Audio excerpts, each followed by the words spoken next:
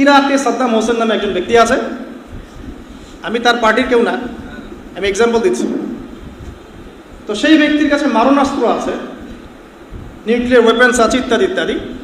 কী করতে হবে? এখন তাকে আক্রমণ করতে হবে। আক্রমণ করা হলো, অল্প কিছুদিনের মধ্যে ইরাক ম্যাসাকার, হাজার হাজার মানুষ মারা গেল, লক্ষ লক্ষ নারীকে ধর্ষণ করা হলো। তার সবাই মুসলিম ছিলেন। আর আমরা এখানে বিষয়টা এভাবে দেখেছি, না ওরা তো শিয়া, আমরা তো সুন্নি, আমরা কেন ওদের ব্যাপারে কথা বলতে যাবো? বুঝতে পারেন না কথা? ওরা তো শিয়া, আমরা তো সুন্নি। কিন্তু যারা ওদেরকে মেরেছে ওরা এই হিসাবটা করে নাই, এই হিসাবটা আমরা করেছি। ঠিক ইয়েমেনের বাচ্চাগুলোকে যখন বোম মেরে হত্যা করা হচ্ছিল কয়েকদিন আগেই, ইভেন এখনও চলছে, আমরা বলছি না ওরা তো শিয়া। ওই বাচ্চাগুলো কি বোঝে শিয়া আর সুন্নির কি আছে? কার টাকায় অস্ত্র কিনে, কার ঘাড়ে বন্দুক রেখে ইয়েমেনে হামলা করেছে? আর কে হামলা করেছে? কে হামলা করেছে? কখনো এই বিষয়টা নিয়ে কথা বলতে যায় না, আপনি খারাজি ট্যাগ খেয়ে যাবেন। খবরদার, খবরদার। তো একটা এক্সাম্পল দিতে গিয়ে এখানে আসলাম। ইয়েমেনের বাচ্চারা বোঝে শিয়া সুন্নি কি জিনিস? ওখানে লক্ষ লক্ষ মানুষ যে খাদ্যের অভাবে মারা গেল তারা বোঝে শিয়া সুন্নি কি জিনিস? আর যারা হামলা করেছে তারা কি অমুসলিম না মুসলিম? সুবহানাল্লাহ। তো ইরাকের এই অবস্থাটা ব্যাখ্যা করছিলাম, এই আয়াতের টাটকা দলিল দিচ্ছে আপনাকে। যদি পাপাচারীরা সংবাদ নিয়ে আসে, তোমরা আগে ওটাকে যাচাই বাছাই করে দেখবে, আগে বিশ্বাস করার দরকার নাই। তারপরে লক্ষ লক্ষ মানুষকে মারার পর, ইরাককে ম্যাসাকার বানানোর পর, সভ্যতার একটা আদি সভ্যতা নিদর্শন বাগদাদ ধ্বংস করে দেওয়ার পরে, তারপরে সুন্দর করে দাঁড়িয়ে বললো যে আসলে ওখানে কোনো মারণাস্ত্র আমরা পাই নাই, আমরা ওখানে কোনো মারণাস্ত্র পাইনি, কোনো নিউক্লিয়ার ওয়েপন্স সেখানে ছিল না। এখন সারা বিশ্বটা জানে। এখন এই লক্ষ লক্ষ মানুষের কি হবে? জানমালের কি হবে? রাষ্ট্রের কি হবে? ইজ্জত সম্মানের কি হবে? বলে দিল একটা শব্দ, SORRY, আমরা সরি। আমাদের শিক্ষাটা দেখেন, প্রত্যেক মুসলিম ভাইকে রিকোয়েস্ট করব, যে কোনো খবর এই পশ্চিমা মিডিয়াগুলো থেকে আসুক, এই যে মিডিয়াগুলো আপনারা দেখছেন, সবার আগে খবরটা যাচাই বাছাই করার চেষ্টা করবেন। এমন কোনো খবরকে শুনেই বিশ্বাস করবেন না যেটা আল্লাহ রাব্বুল আলামিন বলছেন হয়তো বা এমন কিছু তোমরা করে ফেলতে পারো যার কারণে তোমরা পরবর্তীতে নিজেরাই অনুতপ্ত হবে যে আমরা এটা কি করলাম। এক ভাই আর এক ভাইয়ের গলায় ছুরি চালালাম। আর এখানে যদি কোনো মিডিয়া কর্মী থেকে থাকে তাদের প্রতি এই আয়াতটা একটা নসিহত, এমন কোনো খবর প্রচার করতে যায় না যেটার সাথে বাস্তবতার কোনো সম্পর্ক নাই। যদি করেন আজকে দুনিয়াতে আপনি পার হয়ে গেলেও কাল পরকালে আপনি পার হবেন না। You have to face your grave, আপনাকে আপনার কবর ফেস করতে হবে অল অ্যালন, একা একাই, কেউ আপনার সাথে যাবে না। সো প্রফেশন ইজ গুড, প্রফেশনটা ভালো, কোনো সমস্যা নেই, কিন্তু অনেস্ট থাকেন, সত্য প্রচার করেন, সত্যের সাথে থাকেন, সত্যসেবী হন, ইনশাআল্লাহ আল্লাহ পাক বারাকাত দান করুন। আর একটা সময় হচ্ছে আসরের নামাজের পর থেকে মাগরিব পর্যন্ত, এই সময়টুকুর মধ্যেও দোয়া করলে দোয়া কবুল হবে ইনশাআল্লাহ। তো শয়তান যে কাজটা করে, জুমার দিনে আমাদের সব দুনিয়াবি কাজগুলো দিয়ে আমাদেরকে ব্যস্ত রাখে। দেখবেন যত বিয়ের অনুষ্ঠান, বেড়াতে যাওয়া, পিকনিক, হ্যাঁ, যত রকম এক্সকারশন, শিক্ষা সফর, যা যা আছে সব কিছু, এগুলো দেখবেন জুমার দিনেই বেশি হয়। জুমার এই মহান ফজিলত থেকে শয়তান আমাদেরকে ভুলিয়ে রাখে। আর আল্লাহ পাক আমাদেরকে বোঝার তৌফিক দান করুন, আমিন। আরেকটা কাজ বলবো জুমার দিনে, সেটা হলো সূরাতুল কাহফ তেলাওয়াত করা। যদি পুরোটা তেলাওয়াত করতে পারেন আলহামদুলিল্লাহ, যদি অর্থ সহ করতে পারেন আরও ভালো, যদি নাও পারেন শুধু তেলাওয়াত করেন তাতেও চলবে আলহামদুলিল্লাহ। যদি পুরোটা না পারেন প্রথম 10 আয়াত, শেষের 10 আয়াত ইনশাআল্লাহ হক আদায় হয়ে যাবে ইনশাআল্লাহ। তো যদি এমন হয় যে আপনি তেলাওয়াত করতে অক্ষম, যদি এটা খুব লজ্জাজনক যে আমরা জীবনে সব কিছুই শিখবো কিন্তু কোরআন তেলাওয়াত করতে শিখবো না, তারপরেও ধরে নিলাম যে আপনি কোরআন একেবারেই তেলাওয়াত করতে পারেন না, তা আমার নসিহত আপনার জন্য সেটা হলো আপনি অ্যাটলিস্ট সূরা কাহফের তেলাওয়াতটা শুনুন, অডিও প্লে করে সূরা কাহফের তেলাওয়াতটা শুনুন। শুনলেও ইনশাআল্লাহ আপনার মাথার মধ্যে এটার তেলাওয়াত প্লে হতে থাকবে ইনশাআল্লাহ, কিছুটা হলেও হক আদায় হবে আশা করা যায় ইনশাআল্লাহ আযজা ওয়া জাল্লা। তো আজকে আমরা সূরা কাহফ নিয়ে কথা বলছি না, আজকে আমরা পবিত্র কোরআনুল কারীমের এমন একটা সূরা নিয়ে কথা বলবো ইনশাআল্লাহ তাআলা, যেই সূরাটা আমাদেরকে শিষ্টাচার শেখাবে এবং সামাজিক ইসলামিক সোসাইটি কেমন হওয়া উচিত এটা শেখাবে ইনশাআল্লাহ। তো এই সূরার নাম দেয়া হয়েছে, কোন কোন তাফসীর আমি পেয়েছি যে শিষ্টাচারের সূরা, শিষ্টাচারের সূরা বা সূরাতুল আখলাকি ওয়াল আদাব, আখলাক উত্তম চরিত্র এবং আদবের সূরা। সূরাটার নাম হচ্ছে, কে বলতে পারবেন? কে বলতে পারবেন কোন সূরা? শিষ্টাচারের সূরা, সামাজিক বিষয়গুলো কোন সূরায় বর্ণিত আছে?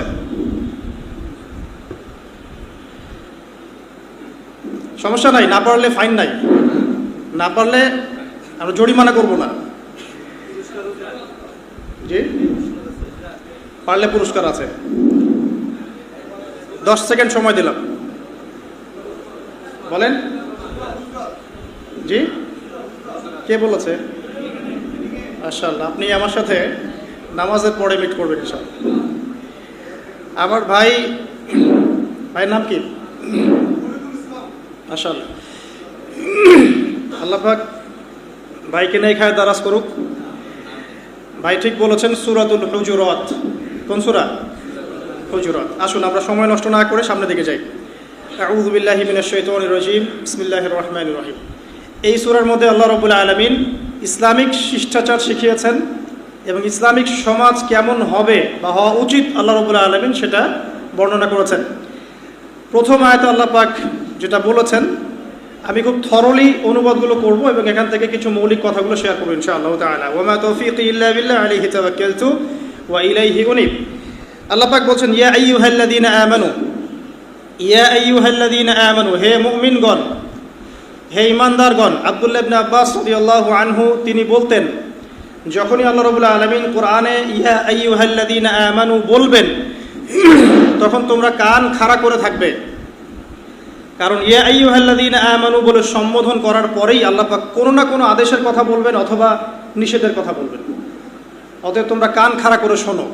তো আমরাও কান খাড়া করে শুনি আল্লাহ পাক কি বলছেন, ইয়া আইয়ুহাল্লাযীনা আমানু, হে মুমিনগণ, লা তুকদ্দিমু বাইনা ইয়াদাইল্লাহি ওয়া রাসূলিহি। প্রথম কথা, হে মুমিনগণ, তোমরা যারা ঈমান এনেছো, তোমরা যারা আল্লাহয় বিশ্বাস করো, ফেরেশতায় বিশ্বাস করো, নবী রাসূলগণে বিশ্বাস করো, আসমানি কিতাবে বিশ্বাস করো, যারা পরকালে বিশ্বাস করো এবং তাকদীরের ভালো মন্দে বিশ্বাস করো, তোমরা যারা এই 6টা বিষয় বিশ্বাস করো, ঈমানদার, লা তুকদ্দিমু, তোমরা অগ্রগামী হও না, আগ বেরো না, বাইনা ইয়াদাইল্লাহি ওয়া রাসূলিহি, আল্লাহ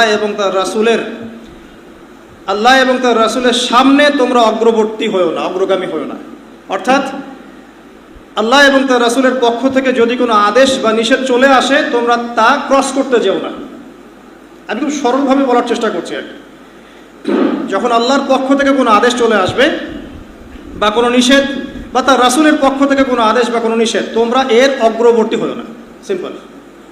লা তুকদ্দিমু বাইনা ইয়াদাইল্লাহি ওয়া রাসূলিহি ওয়াত্তাকুল্লাহ, তোমরা আল্লাহকে ভয় করে চলো। ওয়াত্তাকুল্লাহা ইন্নাল্লাহা সামিউন আলিম, তোমরা আল্লাহকে ভয় করো, আল্লাহ পাক সব কিছু শোনেন এবং সব কিছু জানেন। এই আয়াতে দুটো নসিহত। এক, জীবনের কোনো ক্ষেত্রেই আল্লাহ এবং তার রাসূলের সামনে যেও না। ইবাদত বন্দেগীর জীবন হোক, আল্লাহ এবং তার রাসূল যেভাবে ইবাদত করতে বলেছেন ওইটুকু করো, ওইভাবে করো, আগ বেরো না, বেশি বুঝতে যেও না। পারিবারিক জীবনে আল্লাহ এবং তার রাসূল যেভাবে চলতে বলেছেন সেভাবে চলো, বেশি বুঝতে যেও না। অন্য কোনো আদর্শ লালন করো না, অন্য কোনো আদর্শ ফলো করো না। ইকোনমিক লাইফে যাও, অর্থনৈতিক জীবনে, সেখানে আল্লাহ এবং তার রাসূল যা দিয়েছেন সেটা ফলো করো, আগ বেরো না। পলিটিক্যাল লাইফে যাও, জিও পলিটিক্যাল লাইফে যাও, আল্লাহ এবং তার রাসূল যা দিয়েছেন সেটা নিয়ে থাকো, সামনে যেও না। যদি যাও তুমি ক্ষতিগ্রস্ত হবে। ওয়াত্তাকুল্লাহ, এবং একই সাথে আল্লাহকে ভয় করে চলো, কারণ আল্লাহ রাব্বুল আলামিন সব কিছু শোনেন, সব কিছু জানেন। দ্বিতীয় আয়াতে আসেন, আল্লাহ রাব্বুল আলামিন বলছেন, ইয়া আইয়ুহাল্লাযীনা আমানু, আবারও হে মুমিনগণ, লা তারফাউ আসওয়াতাকুম ফাওকা সাওতিন নবী, হে মুমিনগণ, তোমরা আল্লাহর নবী মুহাম্মদ সাল্লাল্লাহু আলাইহি ওয়াসাল্লামের যে কথা, গলার ভয়েস, কণ্ঠস্বর, এর চেয়ে কণ্ঠস্বর উঁচু করো না। একটু আগে বলা হলো সামনে যেও না, এবার আরও টেনে ধরা হচ্ছে সামনে যাওয়া তো অনেক দূরের কথা। আল্লাহ এবং তার রাসূলের কণ্ঠস্বরের চাইতে কণ্ঠস্বর উঁচুও করতে পারবে না, এটা করো না।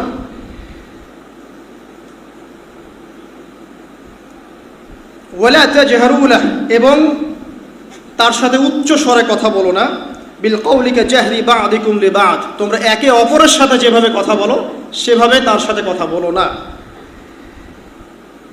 আন তাহবাতু আমালুকুম ওয়া আনতুম লা তাশউরুন, যদি এই কাজটা তোমরা করো তাহলে তোমাদের আমলনামা বিনষ্ট হয়ে যাবে, তোমরা টেরও পাবে না। দ্বিতীয় আয়াতের নাউযুবিল্লাহি মিন যালিক, দ্বিতীয় আয়াতের হেদায়েতটা শুনুন। আল্লাহ পাক বলছেন, প্রথম আয়াতে বলছেন সামনে যেও না আল্লাহ এবং রাসূলের কোনো বিষয়েই। দ্বিতীয় আয়াতে আল্লাহ পাক বলছেন নবীর কণ্ঠস্বরের চাইতে কণ্ঠস্বর উঁচুও করবে না, এবং তোমরা আপোষে যেভাবে কথা বলো একে অপরের সাথে, নবীর সাথে এরকম ভয়েসে কথা বলবে না। তাহলে যে নবী সাল্লাল্লাহু আলাইহি ওয়াসাল্লামের কণ্ঠস্বরের চেয়ে কণ্ঠস্বর উঁচু করলে বা তার সাথে আপোষে আমরা যেভাবে কথা বলি সেইভাবে কথা বললে আমলনামা বিনষ্ট হয়ে যাবে, সেই নবীর সুন্নাহ এড়িয়ে অন্য কোন আদর্শ লালন করলে কি আমলনামা টিকবে? যেখানে আল্লাহ পাক বলছেন তার কণ্ঠস্বর হচ্ছে কণ্ঠস্বর উঁচুও করবে না, সেখানে আমরা যদি নবীর সুন্নাহ বাদ দিয়ে অন্য কোনো সুন্নাহ ফলো করি, অন্য কোনো আদর্শ ফলো করি, তাহলে কি আমাদের আমলনামা আদৌ টিকবে? প্রত্যেক বিবেকবান মানুষ এটা বুঝতে সক্ষম। সামনে চলেন, আল্লাহ পাক বলছেন ইন্নাল্লাযীনা ইয়াগুদ্দুনা আসওয়াতাহুম ইনদা রাসূলিল্লাহ, আর পক্ষান্তরে যারা আল্লাহর রাসূলের সামনে নিজেদের কণ্ঠস্বরটাকে নিচু করে, মানে আল্লাহ এবং তার রাসূলের আনুগত্য করে, রাসূলের সুন্নাহ মেনে চলে, অন্য কোনো আদর্শে যায় না, ঠিক আছে, তাদের পুরস্কার কি? আল্লাহ পাক বলছেন উলাইকাল্লাযীনা ইমতাহানাল্লাহু কুলুবাহুম লিত্তাকওয়া, এরাই সেই মানুষ যাদেরকে আল্লাহ পাক পরীক্ষা করে বাছাই করেছেন যাতে আল্লাহ তাদের কলবের মধ্যে তাকওয়া ঢেলে দিতে পারে। কথা বুঝতে পারছেন? আমরা যে বলি না যে তাকওয়াই সবকিছুর মানদণ্ড, ওয়াত্তাকুল্লাহ, আল্লাহকে ভয় করো, ইন্না আকরামাকুম ইনদাল্লাহি আতকাকুম, তোমাদের মধ্যে সবচেয়ে সম্মানিত সে ব্যক্তি যে বেশি মুত্তাকি। কিন্তু আমরা একটা বিষয় বুঝতে পারি না যে তাকওয়া অর্জন করব কিভাবে। শুধু কি নামাজ পড়লেই তাকওয়া অর্জন হবে? শুধু রোজা রাখলেই হবে? শুধু হজ করলেই হবে? শুধু যাকাত দিলেই হবে? আসলে তাকওয়া কিভাবে অর্জন করব, যেটা পরকালে নাজাতের মানদণ্ড, কিভাবে অর্জন করব? এই আয়াতের সলিউশন দেয়া আছে। সেটা হলো আল্লাহ এবং তার রাসূলের, এখানে রাসূল সাল্লাল্লাহু আলাইহি ওয়াসাল্লামের গলার ভয়েসের কথা বলা হয়েছে, যে তার সামনে নিচু হয়ে থাকবে, অবনত থাকবে, মানে আত্মসমর্পণ করবে। তার গলার ভয়েসের চেয়ে উঁচু করো না, তার সুন্নতের বাইরে যেও না। এক কথায় জীবনের প্রতিটা ক্ষেত্রে কোনো ব্যক্তি যদি আল্লাহ রাসূল সাল্লাল্লাহু আলাইহি ওয়াসাল্লামের সুন্নাহর উপর থাকতে পারে, এর সামনে আত্মসমর্পণ করতে পারে, তাহলে আল্লাহ পাক ওই ব্যক্তির কলবে তাকওয়া ঢেলে দিবেন ইনশাআল্লাহ। শুধু তাই নয়, আল্লাহ পাক আরও বলছেন লাহুম মাগফিরাহ, তাদের জন্য আছে ক্ষমা, আল্লাহ পাক তার পক্ষ থেকে ক্ষমা করে দিবেন। ওয়া আজরুন আযীম, এবং ওয়া আজরুন আযীম, এবং মহান পুরস্কার। আযীম শব্দটা আমরা কিন্তু রুকুতে বলি সুবহান রাব্বিয়াল আযীম। আপনারা কয়েকদিন আগে একটা ছবি দেখেছিলেন মহাবিশ্বের, আমি বলেছিলাম একটা লেকচারে, এগুলো সব প্রথম আসমানের অন্তর্ভুক্ত। এর উপর দ্বিতীয়, তৃতীয়, চতুর্থ, পঞ্চম, ষষ্ঠ, সপ্তম আসমান আছে। 7টা আসমানের উপরে আছে কুরসি, ওয়াসিআ কুরসিয়ুহুস সামাওয়াতি ওয়াল আরদ, তার উপরে আছে মহাসাগর যার গভীরতা 500 বছরের পথ, তার উপরে আছে আরশে আযীম। আর আল্লাহ রাব্বুল আলামিন আরশের উপরে মহান আরশ বহন করে নিয়ে আসবেন কিয়ামতের মাঠে 8 জন ফেরেশতা, মাত্র 8 জন। তো সুবহান রাব্বিয়াল আযীম, পবিত্র আমার রব যিনি মহান। মহান কথাটা, আযীম কথাটা কত বিশাল অর্থে আসতে পারে কোরআনে, এখানে বুঝতে পারছেন।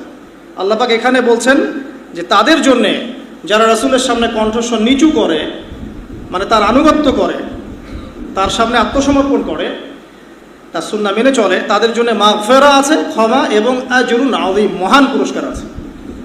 কোন পুরস্কার? যা কোনো চোখ দেখে নাই, কোনো কানও শোনে নাই, কোনো মন কল্পনা করতে পারি না। আল্লাহ পাক আমাদের সবাইকে নসিব করুন, আমিন। তাফসীরে এসেছে যে রাসূল সাল্লাল্লাহু আলাইহি ওয়াসাল্লামের সামনে একবার আবু বকর এবং ওমর রাদিয়াল্লাহু আনহুমা তারা ছিলেন। একটা বিষয়ে মাশওয়ারা হচ্ছে, তো আবু বকর সিদ্দিক রাদিয়াল্লাহু আনহু বলছেন যে বনু তামিম গোত্রের কাকা আল তামিমি, তাকে আমির নিযুক্ত করা হোক। আর ওমর রাদিয়াল্লাহু আনহু আরেকজন সাহাবীর নাম বলছেন। এই নিয়ে উভয়ের মাঝখানে একটু কথা কাটাকাটি হলো আর কি। এক পর্যায়ে তাদের গলার ভয়েসটা একটু উঁচু হয়ে গেল, সামান্য একটু উঁচু, যেমনটা আমাদের হয়। তখন এই আয়াতগুলো নাজিল হয়।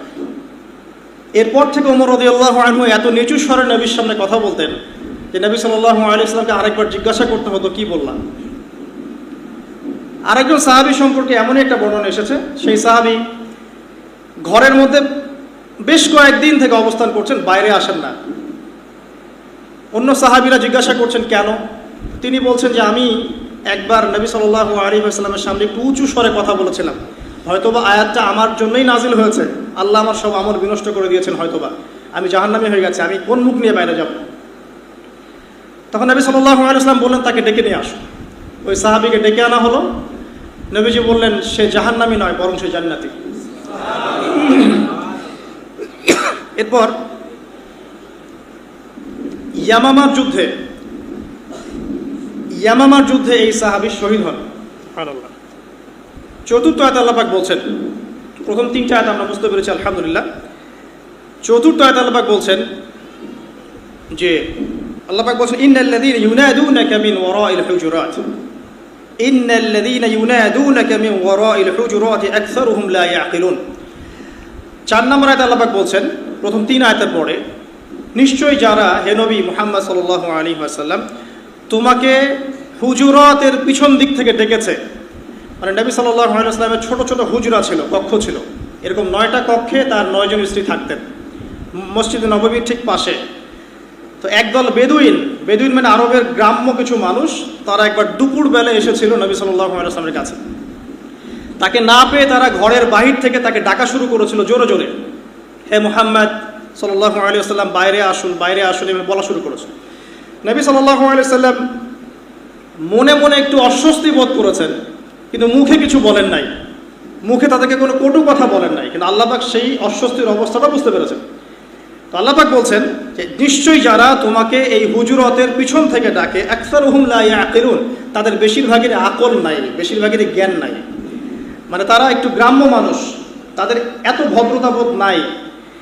ওয়ালাউ আন্নাহুম সাবারু হাত্তা তাখরুজা ইলাইহিম লাকানা খায়রুল লাহুম, যদি তোমার বের হওয়া পর্যন্ত তারা অপেক্ষা করত, তুমি নিজে বের হয়ে আসবে এই পর্যন্ত তারা অপেক্ষা করত, তাহলে এটা তাদের জন্য বেশি ভালো হতো।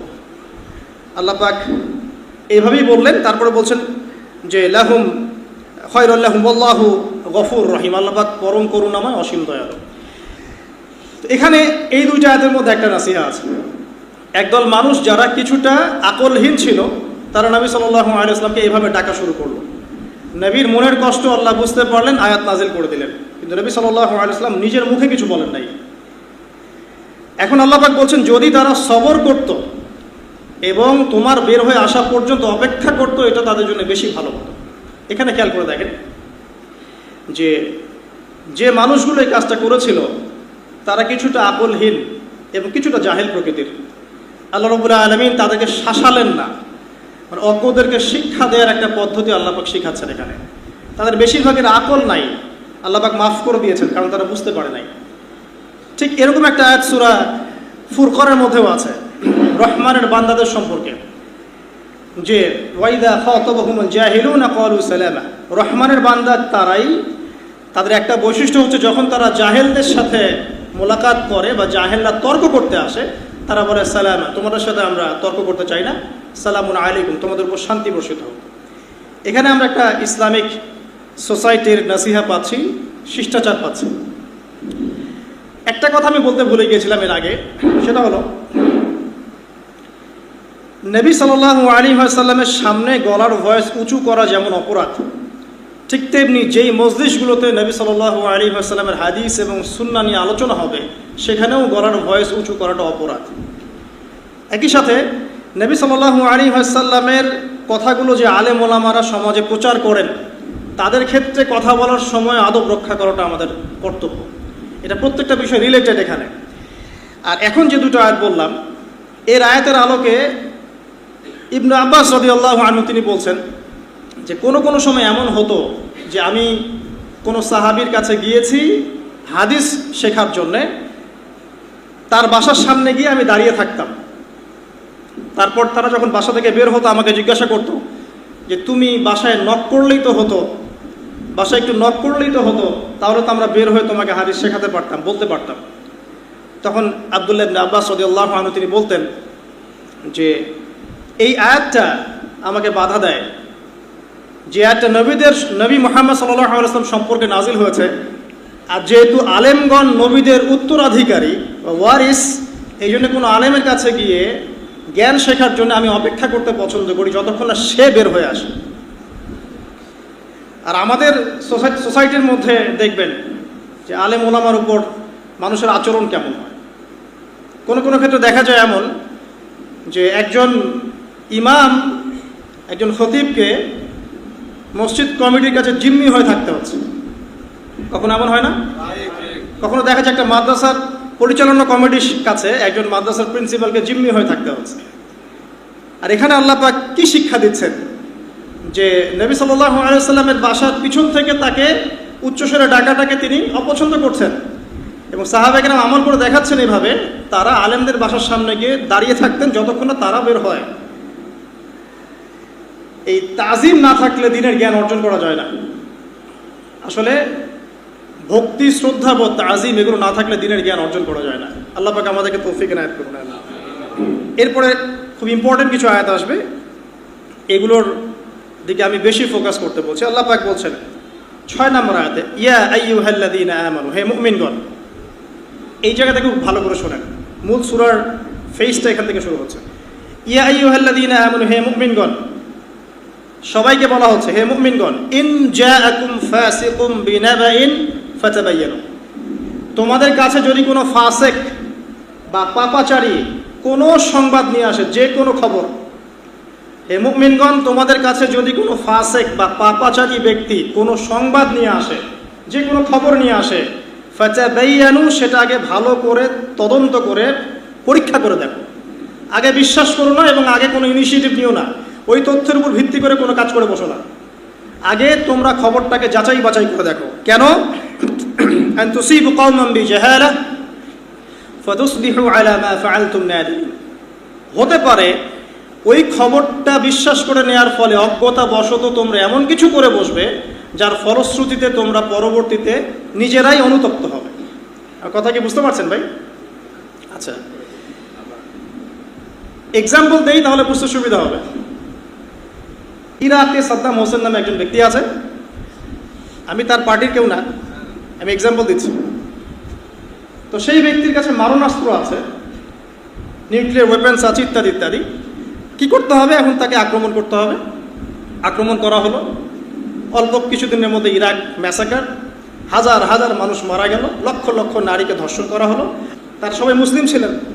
আর আমরা এখানে বিষয়টা এভাবে দেখেছি, না ওরা তো শিয়া, আমরা তো সুন্নি, আমরা কেন ওদের ব্যাপারে কথা বলতে যাবো? বুঝতে পারেন না কথা? ওরা তো শিয়া, আমরা তো সুন্নি। কিন্তু যারা ওদেরকে মেরেছে ওরা এই হিসাবটা করে নাই, এই হিসাবটা আমরা করেছি। ঠিক ইয়েমেনের বাচ্চাগুলোকে যখন বোম মেরে হত্যা করা হচ্ছিল কয়েকদিন আগেই, ইভেন এখনও চলছে, আমরা বলছি না ওরা তো শিয়া। ওই বাচ্চাগুলো কি বোঝে শিয়া আর সুন্নির কি আছে? কার টাকায় অস্ত্র কিনে, কার ঘাড়ে বন্দুক রেখে ইয়েমেনে হামলা করেছে? আর কে হামলা করেছে? কে হামলা করেছে? কখনো এই বিষয়টা নিয়ে কথা বলতে চান না, আপনি খারাজিটা খেয়ে যাবেন। খবরদার, খবরদার। তো একটা এক্সাম্পল দিতে গিয়ে এখানে আসলাম। ইয়েমেনের বাচ্চারা বোঝে শিয়া সুন্নি কি জিনিস? ওখানে লক্ষ লক্ষ মানুষ যে খাদ্যের অভাবে মারা গেল তারা বোঝে শিয়া সুন্নি কি জিনিস? আর যারা হামলা করেছে তারা কি অমুসলিম না মুসলিম? সুবহানাল্লাহ। তো ইরাকের এই অবস্থাটা ব্যাখ্যা করছিলাম। এই আয়াতের টাটকা দলিল দিচ্ছে আপনাকে। যদি পাপাচারীরা সংবাদ নিয়ে আসে, তোমরা আগে ওটাকে যাচাই বাছাই করে দেখবে, আগে বিশ্বাস করার দরকার নাই। তারপরে লক্ষ লক্ষ মানুষকে মারার পর, ইরাককে ম্যাসাকার বানানোর পর, সভ্যতার একটা আদি সভ্যতা নিদর্শন বাগদাদ ধ্বংস করে দেওয়ার পরে, তারপরে সুন্দর করে দাঁড়িয়ে বললো যে আসলে ওখানে কোনো মারণাস্ত্র আমরা পাই নাই, আমরা ওখানে কোনো মারণাস্ত্র পাইনি, কোনো নিউক্লিয়ার ওয়েপন্স সেখানে ছিল না। এখন সারা বিশ্বটা জানে। এখন এই লক্ষ লক্ষ মানুষের কি হবে? জানমালের কি হবে? রাষ্ট্রের কি হবে? ইজ্জত সম্মানের কি হবে? বলে দিল একটা শব্দ, SORRY, আমরা সরি। আমাদের শিক্ষাটা দেখেন, প্রত্যেক মুসলিম ভাইকে রিকোয়েস্ট করব, যে কোনো খবর এই পশ্চিমা মিডিয়াগুলো থেকে আসুক, এই যে মিডিয়াগুলো আপনারা দেখছেন, সবার আগে খবরটা যাচাই বাছাই করার চেষ্টা করবেন। এমন কোনো খবরকে শুনেই বিশ্বাস করবেন না যেটা আল্লাহ রাব্বুল আলামিন বলছেন, হয়তো বা এমন কিছু তোমরা করে ফেলতে পারো যার কারণে তোমরা পরবর্তীতে নিজেরাই অনুতপ্ত হবে যে আমরা এটা কি করলাম। এক ভাই আর এক ভাইয়ের গলায় ছুরি চালালাম। আর এখানে যদি কোনো মিডিয়া কর্মী থেকে থাকে, তাদের প্রতি এই আয়াতটা একটা নসিহত, এমন কোনো খবর প্রচার করতে যায় না যেটার সাথে বাস্তবতার কোনো সম্পর্ক নাই। যদি করেন, আজকে দুনিয়াতে আপনি পার হয়ে গেলেও কাল পরকালে আপনি পার হবেন না। You have to face your grave. আপনাকে আপনার কবর ফেস করতে হবে অল অ্যালন, একা একাই, কেউ আপনার সাথে যাবে না। সো প্রফেশন ইজ গুড, প্রফেশনটা ভালো, কোনো সমস্যা নেই, কিন্তু অনেস্ট থাকেন, সত্য প্রচার করেন, সত্যের সাথে থাকেন, সত্য সেবী হন, ইনশাআল্লাহ। আল্লাহ পাক বারাকাত দান করুন। আল্লাহ পাক এই কথাটা বলার পরে সামনে যাচ্ছেন, তিনি বলছেন ওয়া'লামু আন্না ফীকুম রাসূলুল্লাহ, হে মুমিনগণ তোমরা জেনে রাখো তোমাদের সাথে আল্লাহ রাসূল আছেন, মানে রাসূল তখন জীবিত ছিলেন। লাউ ইউতিউকুম ফি কাসীরিম মিনাল আমরি লা'আনিতুম, যদি রাসূল সাল্লাল্লাহু আলাইহি ওয়াসাল্লাম বেশিরভাগ ক্ষেত্রে তোমাদের কথা ফলো করা শুরু করেন, তাহলে তোমরাই ক্ষতিগ্রস্ত হবে। আল্লাহর ওহী যখন আসে, এটার উপরে যদি তিনি তোমাদের মতামতকে বেশি প্রাধান্য দিতে চান, তাহলে তোমরাই ক্ষতিগ্রস্ত হবে। আর ওহীটা এসেছে আমাদের কল্যাণের জন্যই। ওয়ালাকিন্নাল্লাহা হাব্বাবা ইলাইকুমুল ঈমান ওয়া যায়্যানা, অথচ আল্লাহ রাব্বুল আলামিন হে মুমিনগণ তোমাদের অন্তরে ঈমানকে সুশোভিত করেছেন। সুবহানাল্লাহ। ওয়া হাব্বাবা ইলাইকুমুল ঈমান ওয়া যায়্যানাহু ফি কুলুবিকুম ওয়া কাররাহা ইলাইকুমুল কুফরা ওয়াল ফুসুক ওয়াল ইসয়ান, এবং হে মুমিনগণ তোমাদের অন্তরে আল্লাহ পাক কুফরি, ফাসেকি এবং অবাধ্যতা এগুলোকে অপছন্দনীয় করেছেন। আলহামদুলিল্লাহ। উলাইকা হুমুর রাশিদুন, এবং এরাই হচ্ছে মূলত রাশেদ, সুপথপ্রাপ্ত। ফদলা মিনাল্লাহি ওয়া নি'মা, এটা আল্লাহর পক্ষ থেকে ফদল মানে অনুগ্রহ এবং নিয়ামত। আল্লাহু আলিমুল হাকিম, আল্লাহ রাব্বুল আলামিন আলিম মানে সব কিছু জানেন এবং হাকিম মানে প্রজ্ঞাময়। আরও সামনে আসেন, আল্লাহ রাব্বুল আলামিন বলছেন সূরা হুজুরাত আয়াত নাম্বার 9, আল্লাহ পাক বলছেন ওয়া ইন তাইফাতানি মিনাল মুমিনিন ইকতাতালু ফাসলিহু বাইনাহুমা। লিসেন, শিষ্টাচারের সূরা, সামাজিকতার সূরা আমাদেরকে শেখাচ্ছে। হে মুমিনগণ, কাদেরকে বলছেন? মুমিনদেরকে। হে মুমিনগণ, যদি তোমাদের মধ্যে দুটো দল আপোষে একে অন্যের বিরুদ্ধে যুদ্ধ করে বা লড়াই করে বা একে অন্যের বিরুদ্ধে লেগে থাকে, ওয়া ইন তাইফাতানি মিনাল মুমিনিন ইকতাতালু, মানে দুটা মুমিন দল একে অপরের এগেনস্টে যদি যুদ্ধ করে বা লড়াই করে ইত্যাদি, তোমাদের কাজ কি তখন? মুমিনরা তোমরা কি করবা তখন? ফাসলিহু বাইনাহুমা, তোমাদের কাজ হচ্ছে তোমরা পক্ষপাতিত্ব করো না, বরং তাদের মাঝখানে ইসলাহ করার চেষ্টা করো। কথা কি বুঝতে পারছেন? মুমিনদের মধ্যে দুইটা দলকে দেখেন, যে মুমিন সবাই মুমিন মুসলিম, কিন্তু আপোষে ইখতিলাফ করছে, মারামারি কাটাকাটি হানাহানিতে লিপ্ত আছে। হোক দুইটা মুসলিম দেশ, অথবা হোক একটা দেশের মধ্যে দুইটা মুসলিম দল, অথবা একটা ধর্মের মধ্যে ইসলামের মধ্যে দুইটা ইসলামিক দল, অথবা দেখবেন কোনো সময় দুইজন আলেম, তারাও একে অপরের সাথে। তো আপনার আমার কাজ কি? আপনার আমার কাজ হচ্ছে ইসলাহ করে দেয়া, উভয়ের মাঝখানে মীমাংসা করে দেয়া। আমাদের কাজ ওখানে আগুনে ঘি ঢালা নয়, আমাদের কাজ কিবোর্ড নিয়ে ওখানে যুদ্ধ করা না। আমাদের কাজ মানে সমালোচনার যোগ্য না হয়েও সমালোচনা করা নয়। আমাদের কাজ হচ্ছে উভয়ের মাঝখানে ইসলাহ এবং সংশোধনের চেষ্টা করা। এরপর ফাইন বাগাত ইহদাহুমা আলাল উখরা, ইসলাহ হওয়ার পর, সংশোধন হওয়ার পরেও যদি একদল আরেক দলের উপর চড়াও হয়, তখন কি করবা তোমরা? ফাকাতিলুল্লাতী তাবগী হাত্তা তাফিআ ইলা আমরিল্লাহ, তখন তোমরা যেটা করবা, তোমরা জালেমের নয় মাজলুমের পক্ষ অবলম্বন করবে। প্রথমে ইসলাহ করে দিবা, এরপরেও যদি দেখা যায় আবার তারা লড়াই করছে, তাহলে তোমরা যে জালেম তার পক্ষ নিও না, যে মাজলুম তার পক্ষ নাও, যতক্ষণ না আল্লাহ পাকের ফয়সালা নেমে আসে। ফাইন ফাআত, এরপরে যদি আবার তারা বিরত হয়ে যায়, ফাসলিহু, তাহলে আবার ইসলাহ সংশোধন করে দাও। ফাসলিহু বাইনাহুমা বিল আদল, উভয়ের মাঝখানে ইসলাহ করে দাও আদলের সাথে। আদল মানে হচ্ছে ন্যায় বিচারের সাথে উভয়ের মাঝখানে ইসলাহ করো। ওয়া আকসিতু, এবং তোমরা সুবিচার করো।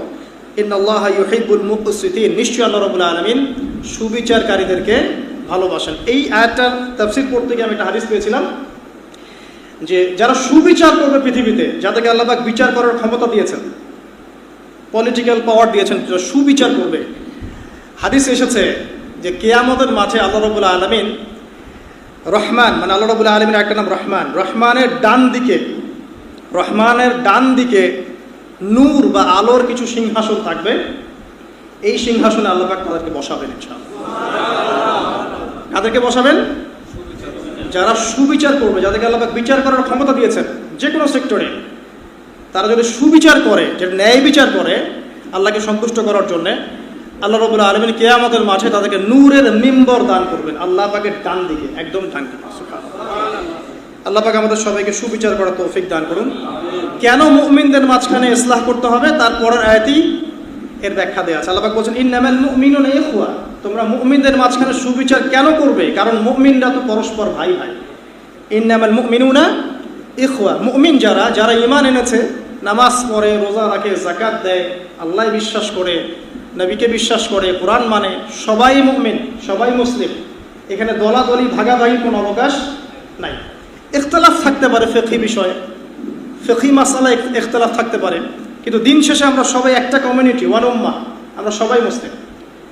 যারা মুসলিম উম্মার ওয়ান উম্মাহ কনসেপ্ট থেকে মুসলিমদেরকে সরিয়ে দিতে চায় এবং বিভিন্ন দল এবং সাম্প্রদায়িকতা ক্রিয়েট করতে চায়, সামাজিকভাবে এদেরকে বয়কট করবেন, একদম সোশ্যালি এদেরকে বয়কট করবেন।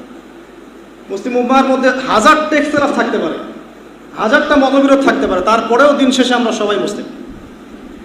যারা মুসলিম উম্মার মাঝে সাম্প্রদায়িকতা সৃষ্টি করতে চাবে এদেরকে মার্ক করবেন এবং প্রত্যেকটা জায়গা থেকে বয়কট করবেন, আদারওয়াইজ আপনি উম্মার কল্যাণ করতে পারবেন না। কিছু কথা আমি স্ট্রেট ফরওয়ার্ড বলছি, আল্লাহ পাক আমাদেরকে আমল করার তৌফিক দান করুন।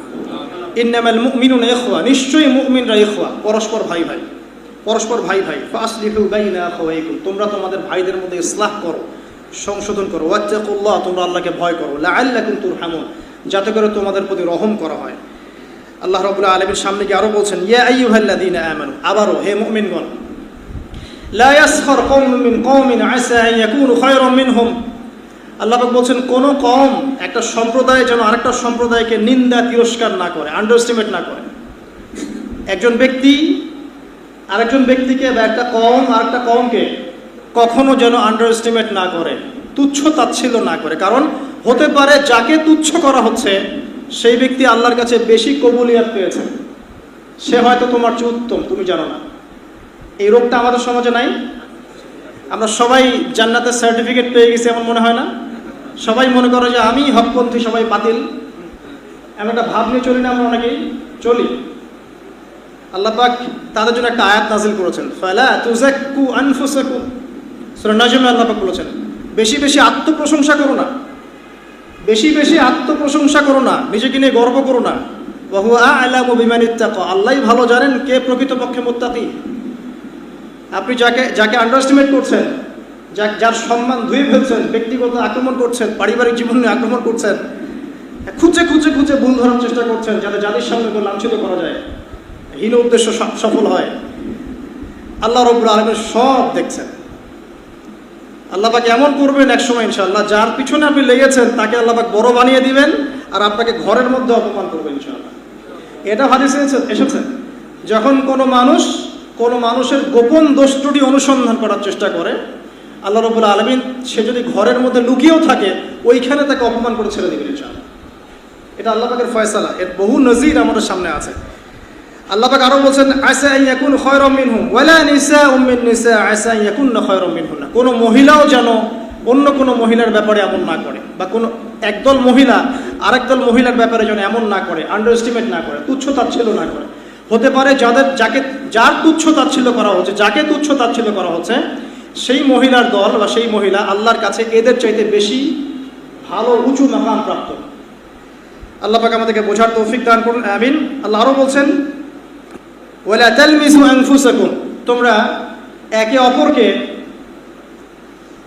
তিরস্কার করো না। ওয়ালা তালমিসু আনফুসাকুম, বা একে অপরকে দোষারোপ করো না। ওয়ালা তানাবাযু বিল আলকাব, এবং একে অপরকে মন্দ নিকৃষ্ট নামে ডেকো না, মন্দ নিকৃষ্ট নামে সম্বোধন করো না।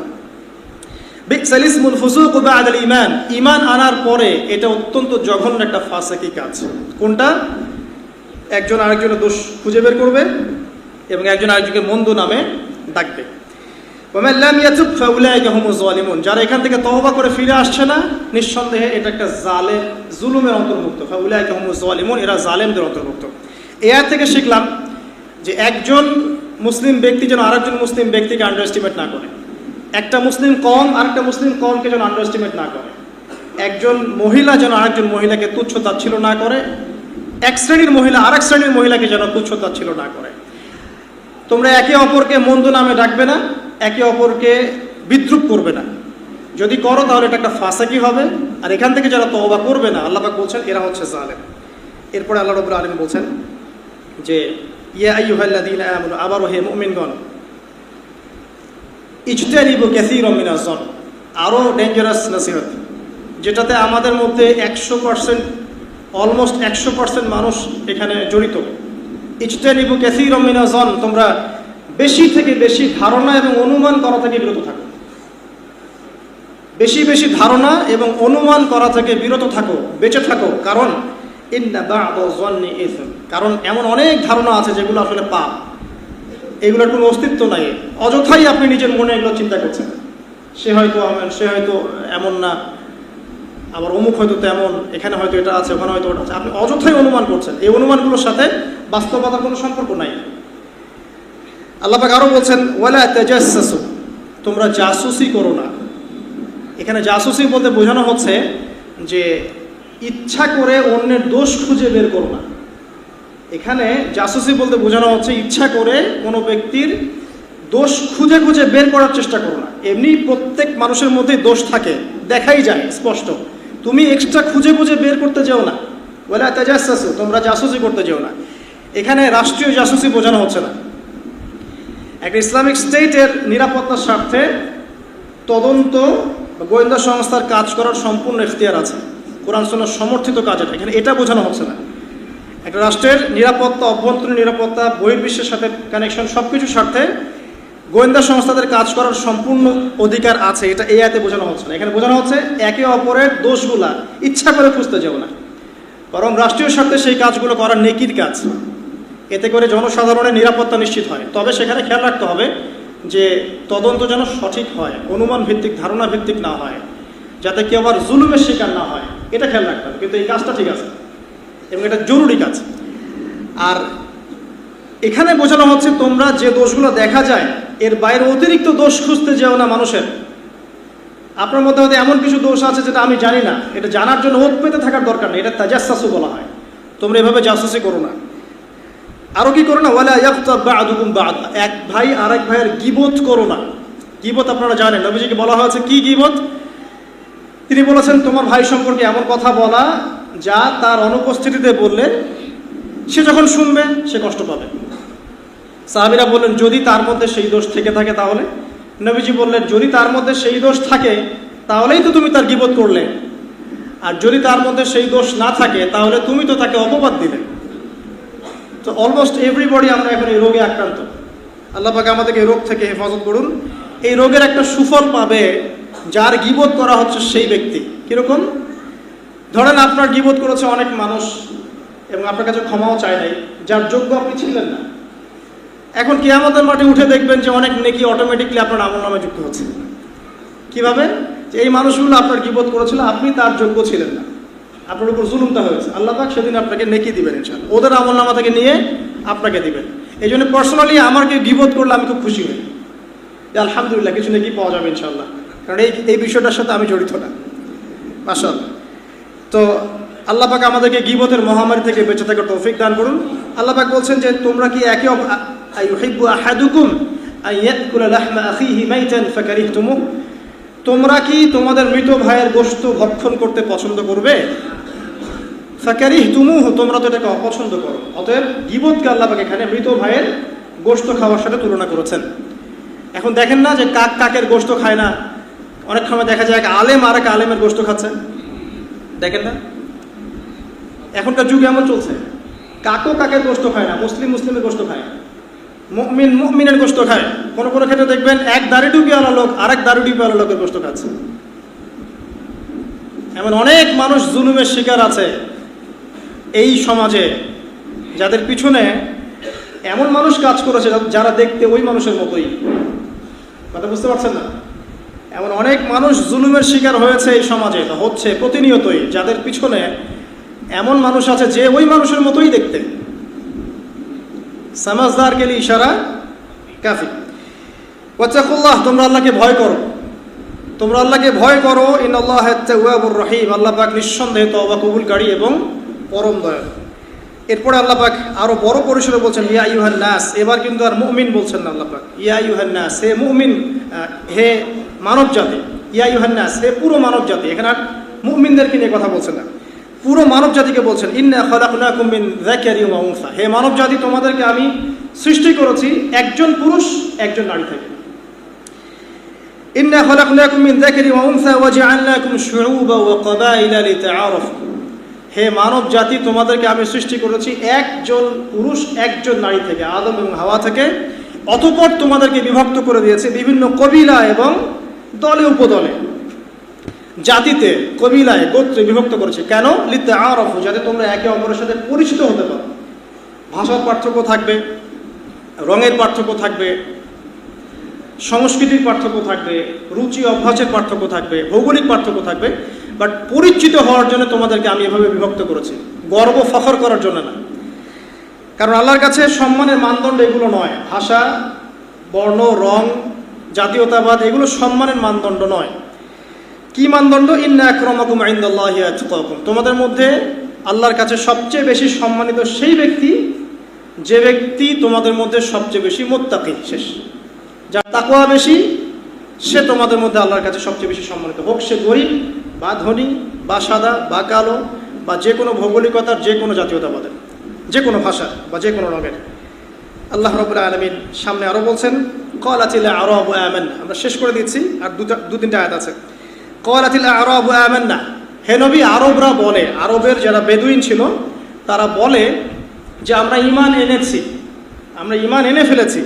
কুল লাম তুমিনু, হে নবী আপনি বলে দিন তোমরা ঈমান নিয়ে আসোনি, এখন তোমরা প্রকৃত অর্থে ঈমান নিয়ে আসোনি। ওয়ালাকিন কুলু আসলামনা, বরং তোমরা বলো যে আমরা কেবল ইসলাম কবুল করেছি, মানে কেবল কালেমার সাক্ষ্য দিয়ে মুসলিম হয়েছো, এখনো পরিপূর্ণ ঈমান তোমাদের কলবে ঢোকে নাই। ওয়ালাম্মা ইয়াদখুলিল ঈমানু ফি কুলুবিকুম, তোমাদের কলবের মধ্যে এখনো ঈমানের সব লেভেল প্রবেশ করেনি। ওয়াইন তুতিউল্লাহ ওয়া রাসূলাহ, তবে তোমরা যদি আল্লাহর আনুগত্য করো এবং তার রাসূলের আনুগত্য করো, লা ইয়ালিতকুম মিন আমালিকুম শাইআ, তাহলে আল্লাহ পাক তোমাদের আমলের কিছুই বিনষ্ট করবেন না। মানে আল্লাহ এবং তার রাসূলের আনুগত্য করলে পরে তোমরা প্রকৃত অর্থে মুমিন হবে ইনশাআল্লাহ, আল্লাহ পাক তোমাদের আমল বিনষ্ট করবেন না। ইন্নাল্লাহা গফুরুর রহিম, নিশ্চয়ই আল্লাহ রাব্বুল আলামিন পরম করুণাময় এবং অসীম দয়ালু। এবার আল্লাহ বলছেন যে আসলেই মুমিন কারা। 15 নম্বর আয়াতে আল্লাহ বলছেন ইন্নামাল মুমিনুনা আল্লাযীন, নিশ্চয়ই মুমিন তারাই যারা, নিশ্চয়ই মুমিন তারা যারা আমানু বিল্লাহি ওয়া রাসূলিহি, যারা আল্লাহর প্রতি ঈমান নিয়ে এসেছে এবং তার রাসূলের প্রতি ঈমান নিয়ে এসেছে। সুম্মা লাম ইয়ারতাবু, ঈমান আনার পরে আর কখনো সংশয় সন্দেহ করে নাই। প্রকৃত অর্থে মুমিন কারা? যারা আল্লাহর প্রতি ঈমান এনেছে, রাসূলের প্রতি ঈমান এনেছে এবং ঈমান আনার পরে আর কোনো সংশয় আরোপ করে নাই, একদম নিঃসন্দেহে নিঃসংকোচে তারা আল্লাহ এবং তার রাসূলের আনুগত্য করেছে। আর কি করেছে? ওয়াজাহাদু বিআমওয়ালিহিম ওয়া আনফুসিহিম ফি সাবিলিল্লাহ, এবং আল্লাহর পথে তারা নিজেদের মাল এবং নিজেদের জান দিয়ে জিহাদ করেছে। কি এটা? আল্লাহ পাকের দ্বীন ইসলাম আল্লাহ পাকের জমিনে প্রচার হবে, প্রসার হবে, প্রতিষ্ঠা হবে। এর জন্য আপনি আপনার কথা, আপনার কলম, আপনার মাল, আপনার জান, আপনার যা কিছু আল্লাহ পাক আপনাকে দিয়েছেন, এই বিষয়গুলোকে ব্যবহার করে আপনি যখন দ্বীনটাকে প্রচার করার চেষ্টা করছেন, প্রসার করার চেষ্টা করছেন, এস্টাবলিশমেন্টের চেষ্টা করছেন, এই প্রতিটা কাজই জিহাদের অন্তর্ভুক্ত। এটা কোশ্চিনকালেও নিরপরাধ মানুষকে বোম মেরে হত্যা করার নাম নয়, এটা কোশ্চিনকালেও একটা শান্তিপূর্ণ পরিবেশে ফাসাদ সৃষ্টি করার নাম নয়, এটা কখনো পশ্চিমা গৌরব ধাঁধায় পড়ে উগ্রতা প্রদর্শন করার নাম নয়, মুসলিমদের মসজিদে বোম মারার নাম নয়, নিরপরাধ মানুষকে হত্যা করার নাম নয়। এটা ওই ইসলাম থেকে বহিষ্কৃত দল আল খাওয়ারেজদের আকীদার মধ্যে চলে গিয়ে কবিরা গুনাহ করলেই মানুষকে হত্যা করে ফেলতে হবে, এইসব কনসেপ্টের নাম নয়, বরং এটা ইবাদতের নাম। আল্লাহ পাক সূরা আনকাবুতে বলেছেন ওয়াল্লাযিনা জাহাদু ফিনা, যারা আমার পথে প্রচেষ্টা চালায়, লা ইয়াহদিয়ান্নাহুম সুবুলানা, আমি তাদেরকে পথ দেখাই। অনেক আয়াতে আল্লাহ, প্রায় 100-র বেশি আয়াত আপনি পাবেন এখানে আছে। হাল উনাব্বিউকুম, তোমাদেরকে জানিয়ে দিব না যে কোন ব্যবসাটা সবচেয়ে বেশি উত্তম। আল্লাহ পাক বলছেন সেখানে সূরা সফের মধ্যে, যারা আল্লাহর প্রতি ঈমান নিয়ে আসবে, রাসূলের প্রতি ঈমান নিয়ে আসবে, আল্লাহর দ্বীনকে প্রচার করার জন্য, প্রসার করার জন্য জান মাল দিয়ে আল্লাহর পথে প্রচেষ্টা চালাবে, এই ব্যবসা সবচেয়ে বড় ব্যবসা। এবং এর ফলশ্রুতিতে তারা পরকালে তো জান্নাত পাবে, দুনিয়াতেও সফল হবে, এমনটাই সূরা সফের মধ্যে বলা আছে। পড়ে দেখেন। তো এই শব্দটাকে নিয়ে বিভ্রান্তির কোনো সুযোগ নাই, এবং এটার মানে উগ্রতা প্রদর্শন করে সন্ত্রাসী কার্যকলাপ চালানোর নাম নয়। আল্লাহ পাকের দিনটা আল্লাহ পাকের জমিনে সবার মাঝে ছড়িয়ে পড়ুক, প্রসার হোক, প্রচার হোক, প্রতিষ্ঠা লাভ করুক। এর জন্য আপনি নফসের সাথে বলেন, জান দিয়ে, মাল দিয়ে, সময় দিয়ে, শ্রম দিয়ে, প্রতিটা ইনিশিয়েটিভ আপনার এর মধ্যে অন্তর্ভুক্ত, এবং এটা একটা ইবাদতের নাম। আল্লাহ পাক বলছেন প্রকৃত মুমিন তারাই যারা ঈমান আনে আল্লাহর প্রতি, রাসূলের প্রতি, এবং কোনো সন্দেহ পোষণ করে না, তারপরে দিনের জন্য প্রচেষ্টা চালায়, আল্লাহর পথে প্রচেষ্টা চালায়। উলাইকা হুমুস সাদিকুন, এবং এরাই হচ্ছে প্রকৃতপক্ষে সত্যবাদী। আল্লাহ পাকের পরের আয়াতে বলছেন কুল আতুআল্লিমুনা আল্লাহ বিদীনিকুম, তোমরা কি, হে নবী বলে দিন, তোমরা কি আল্লাহকে তার দিন শেখাতে চাচ্ছ? তোমরা কি আল্লাহকে তার দিন শেখাতে চাচ্ছ? ওয়াল্লাহু ইয়া'লামু মা ফিস সামাওয়াতি ওয়া মা ফিল আরদ, অথচ আল্লাহ পাক আসমান জমিনের প্রতিটা বিষয় সম্পর্কে জ্ঞাত আছে। সেই সত্তাকে কি তোমরা দিন শেখাতে চাচ্ছ, যে সত্তা আসমান জমিনের প্রত্যেকটা বিষয় সম্পর্কে অবগত? আল্লাহু বিকুল্লি শাইইন আলিম, আল্লাহ পাক প্রত্যেকটা বিষয় সম্পর্কে জ্ঞানী। শেষের দুটো আয়াত আল্লাহ পাক বলছেন ইয়ামুন্নুনা আলাইক, এক শ্রেণীর মুসলিমের চরিত্র আল্লাহ পাক এখানে উন্মোচন করছেন। ইয়ামুন্নুনা আলাইকা আন আসলিমু, কিছু মানুষ ইসলাম কবুল করেছে বলে তোমার সামনে এমন একটা ভাব প্রকাশ করে যে তোমার প্রতি অনেক ইহসান করে ফেলেছে। ইয়ামুন্নুনা আলাইকা আন আসলিমু, তোমরা কি ইসলাম কবুল করে করুণা করেছো নাকি আল্লাহর পথে? কুল লা তামুন্নু আলাইয়া ইসলামাকুম, আল্লাহ পাক বলছেন তোমাদের ইসলাম কবুলে আল্লাহ পাকের কোনো করুণা নাই, আল্লাহ পাকের কোনো কিছু যায় আসে না। তোমরা কি ইসলাম কবুল করেছো মনে করেছো তোমরা আল্লাহকে ঋণ দিয়ে ফেলেছো, আল্লাহ পাকে ইহসান করে ফেলেছো? তোমাদের ইসলাম কবুল আল্লাহর কিছু যায় আসে না। বালিল্লাহু ইয়ামুন্নু আলাইকুম আন হাদাকুম লিল ঈমান, বরং আল্লাহ পাকই তোমাদের উপর ইহসান করেছেন, করুণা করেছেন, যে আল্লাহ পাক তোমাদেরকে ইসলাম কবুলের তৌফিক দিয়েছেন। ইন কুনতুম সাদিকিন, যদি তোমরা সত্যবাদী হয়ে থাকো তাহলে বিশ্বাস করো এই বিষয়টা। ইন্নাল্লাহা ইয়া'লামু গায়বাস সামাওয়াতি ওয়াল আরদ, নিশ্চয় আল্লাহ রাব্বুল আলামিন গায়েবের সমস্ত বিষয় জানেন, আসমান জমিনের গায়েবের সমস্ত বিষয় জানেন। আল্লাহু বাসীরুম বিমা তা'মালুন, আল্লাহ রাব্বুল আলামিন সব কিছু দেখেন তোমরা যা করছো। এই কথাটা বলে আল্লাহ পাক সূরাটাকে শেষ করেছেন। এই সূরা হচ্ছে সূরা হুজুরাত, যার সংক্ষিপ্ত এক্সপ্লেনেশন আমরা শুনলাম, যদিও একটা সংক্ষিপ্ত খুতবায় এত কিছু আলোচনা করা সম্ভব হয় না। তো আমরা এই সূরার মধ্য থেকে যে মূল পয়েন্টসগুলো শিখতে পারলাম সেটা এক বাক্যে বলে, এক নজরে বলে শেষ করছি। প্রথম থেকে যদি আসেন, যে প্রথমত এটা সামাজিক সূরা, শিষ্টাচার শেখাবে, আদব শেখাবে, ভদ্রতা শেখাবে, এবং ইসলামিক সমাজ ব্যবস্থার কাঠামোটা শেখাবে।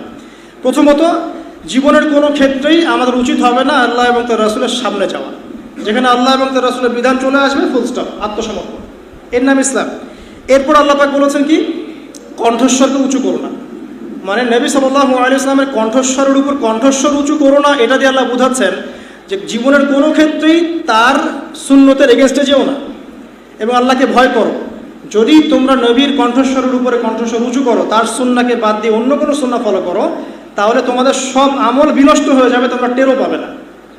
এরপর আল্লাহ পাক বলছেন যারা কণ্ঠস্বরকে নিচু করে, মানে আনুগত্য প্রদর্শন করে, সুন্নাহ মেনে চলে, নিজের মন গড়া আদর্শ চলে না, আল্লাহ পাক এই মানুষগুলোর কলবের মধ্যে আল্লাহর পক্ষ থেকে তাকওয়া ঢেলে দিবেন, যেই তাকওয়া কিন্তু আল্লাহর কাছে সম্মানের একমাত্র মানদণ্ড। আর তাদের জন্য থাকবে ক্ষমা এবং মহান পুরস্কার। এরপর আল্লাহ পাক বলছেন বেদুইনরা যদি ঘরের পিছন থেকে না ডেকে সবর করতো ভালো হতো। এখানে আমরা শিখবো যে যারা আনকালচার কিছুটা, যারা একটু মানে আকলহীন বা ভদ্রতা রুচিবোধে কিছুটা ঘাটতি আছে, এইসব মানুষদের সাথে তর্ক না করা, কারণ তাদেরকে কাছে ডেকে আদবের সাথে বোঝানো, নরম হওয়া। আল্লাহ পাক এখানে কিন্তু কঠোর হননি, আল্লাহ পাক ক্ষমা করেছেন। আল্লাহ পাক বলছেন ভালো হতো যদি তারা সবর করতো তুমি বের হয়ে আসা পর্যন্ত। এভাবেই মানুষকে শেখাতে হয়। আর এখন দেখবেন আমাদের শেখানোর ভাষাগুলো আক্রমণাত্মক। আমরা কাউকে কিছু শেখাতে গেলে আক্রমণ করি, আগে ব্যক্তিকে আক্রমণ করি, দলকে আক্রমণ করি। এভাবে শেখানো যায় না, এভাবে মানুষকে ইসলাহ করা যায় না। মানুষকে ইসলাহ সংশোধন করতে হলে নরম হতে হয়, তার ভুলটাকে প্রাইভেটলি ডেকে শুধরে দিতে হয়। আর আমরা এখন মানুষের মানে ভুল নিয়ে সোশ্যাল মিডিয়া মাতিয়ে ফেলতে পারলে বাঁচি আগে। আমরা মনে করি এর দ্বারা আমরা অনেক উম্মার কল্যাণ করছি, আদতে আমরা গোনা কামাই করছি এবং আল্লাহ রাব্বুল আলামিনের কাছে ওই ব্যক্তির মর্যাদা আরও বাড়িয়ে দিচ্ছি। আল্লাহ পাক আমাদেরকে রাসূল সাল্লাল্লাহু আলাইহি ওয়াসাল্লামের মতো শিক্ষক হওয়ার তৌফিক দান করুন, আমিন। এরপর আল্লাহ পাক বলেছেন, যদি কোনো ফাসিক সংবাদ নিয়ে আসে অবশ্যই সংবাদটাকে যাচাই করবে, যাচাই না করে কোনো পদক্ষেপ নেবে না। আমি একটা এক্সাম্পল দিয়েছিলাম যে একটা সংবাদের কারণে সারা একটা পুরো দেশ ম্যাসাকার হয়ে গেছে, পরে বলেছে ওই দেশের মধ্যে কিছুই ছিল না। তো এই ধরনের ভ্রান্ত কথার মধ্যে আমরা কখনো ইনভলভ হব না, বরং যে কোনো তথ্যই আসুক না কেন, স্পেশালি এমন সব মিডিয়া থেকে যে মিডিয়াগুলো মিথ্যা বলাতে পটু, এইসব মিডিয়া থেকে খবর আসলে যাচাই বাছাই ছাড়া বিশ্বাস করতে যাবেন না।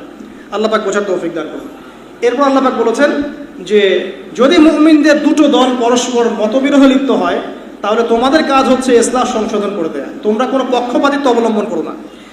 এরপর ইসলাহ করার পরে যদি দেখা যায় এক দল আরেক দলের উপর চড়াও হয়েছে, তাহলে তোমরা মাজলুমের পক্ষ নিবে, জালেমের পক্ষ নিবে না।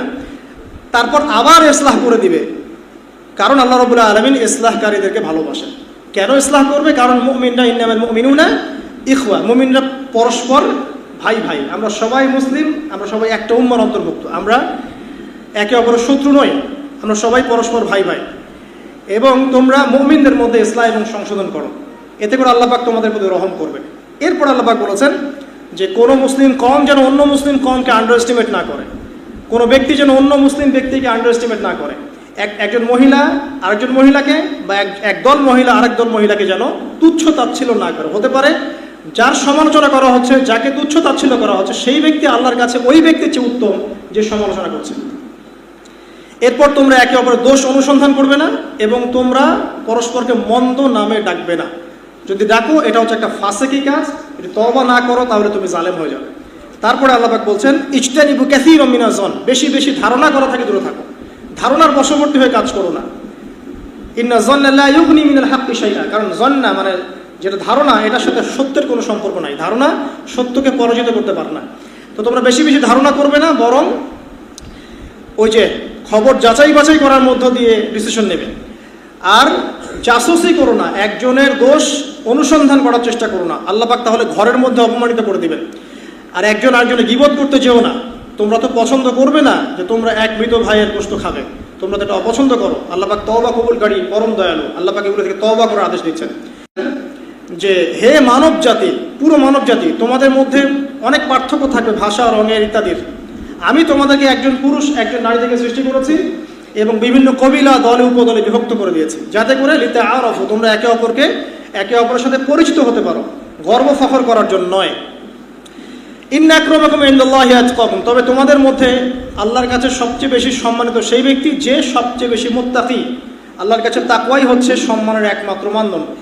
এরপর আল্লাহ পাক গিয়ে বলেছেন যে আরবরা বলে বেড়াচ্ছে যে তারা ঈমান এনেছে, আল্লাহ পাক বলছেন বলো যে তোমরা কেবল ইসলাম কবুল করেছো। ঈমান কখন আসবে? যখন তোমরা আল্লাহ এবং তার রাসূলকে পরিপূর্ণভাবে অনুসরণ করবে এবং কোনো সন্দেহ পোষণ করবে না এবং তার দ্বীনের প্রচার প্রসারের জন্য আল্লাহর পথে প্রচেষ্টা চালাবে। এই প্রচেষ্টা চালানোটাকে আল্লাহ পাক জিহাদ বলেছেন। এখানে জিহাদ কোনো সন্ত্রাসবাদের নাম নয়, কোনো জঙ্গিবাদের নাম নয় এবং কোনো রকম চরমপন্থার নাম নয়, দ্বীনের মেহনতের নাম, দ্বীনকে প্রচার প্রসার প্রতিষ্ঠা করার নাম।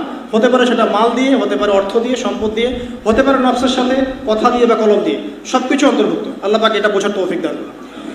হ্যাঁ, এর চূড়ান্ত লেভেল আছে। যদি দেখা যায় যে কুফাররা সব ঐক্যবদ্ধ হয়ে মুসলিমদের উপর আক্রমণ করেছে সামরিক, তখন প্রত্যেক মুসলিম তাদের আন্ডারে যারা যারা আছে, সেই সরকার, সেই প্রশাসন, তারা তখন কি করবে? তাদেরকে ডিফেন্ড করবে না? যদি কোনো মুসলিম কান্ট্রির উপরে দেখা যায় বাইরে থেকে কোনো কুফাররা সরাসরি আক্রমণ করেছে, তখন মুসলিমরা প্রয়োজনে তখন ওই ডিফেন্ডও করবে, ওটাও তার অন্তর্ভুক্ত। তবে শুধু এটাই নয়, এবং চরমপন্থা সন্ত্রাসবাদ জিহাদের অন্তর্ভুক্ত নয়। এটা দিনকে এগিয়ে নেওয়ার নাম, প্রচারের নাম, প্রতিষ্ঠার নাম, এবং এটা একটা ইবাদত। এরপর আল্লাহ পাক বলেছেন যে তোমরা কি আল্লাহকে দিন শেখাতে চাও? তোমরা কি মনে করো যে তোমরা ইসলাম কবুল করে আল্লাহকে ধন্য করেছো? বরং আল্লাহই তোমাদেরকে ইসলাম কবুলের তৌফিক দিয়ে আল্লাহ পাক তোমাদেরকে ধন্য করেছেন। আর তোমরা যা করছো আল্লাহ রাব্বুল আলামিনের সব কিছুই দেখছেন। এই কথা বলে আল্লাহ পাক এই সামাজিক স্তরটাকে শেষ করেছেন।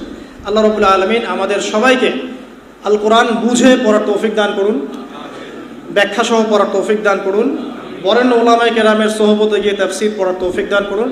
আল্লাহ পাক আমাদেরকে আরবি ভাষা শেখার তৌফিক দান করুন এবং কোরআনের এক একটা সূরা যে শিক্ষাগুলো আমাদেরকে দিচ্ছে এগুলো জেনে বুঝে আমল করার তৌফিক আল্লাহ পাক আমাদের সবাইকে দান করুন। আল্লাহ পাক আমাদের দেশ ও জাতিকে সমৃদ্ধ করুন।